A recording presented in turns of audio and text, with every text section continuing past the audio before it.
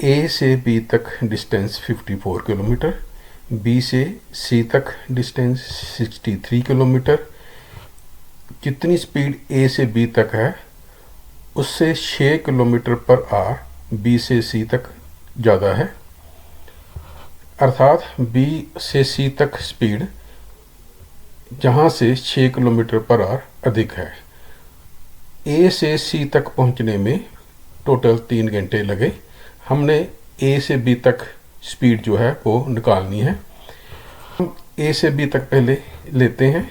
Let first average speed, that is average speed from A to B is equal to x kilometer per hour. Distance is 54 kilometer from A to B.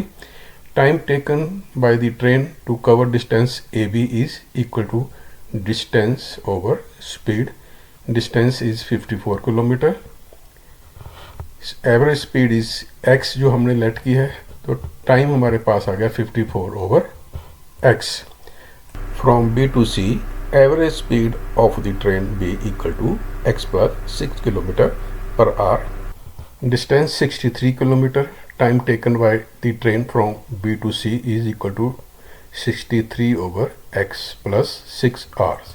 According to statement, time taken by the train to cover distance AC is equal to 3 hour.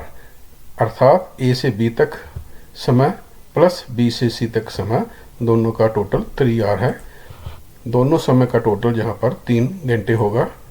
T की value put की और T dash की value जहाँ put की जो हमने पहले निकाली थी।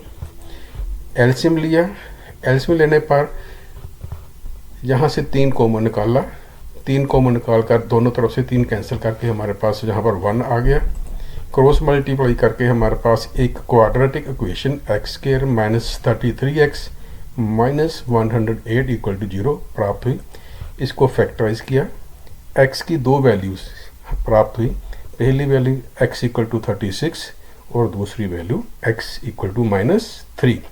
क्योंकि x स्पीड को रिप्रेजेंट कर रहा है, स्पीड नेगेटिव नहीं हो सकती, इसलिए x equal to -3 is not possible.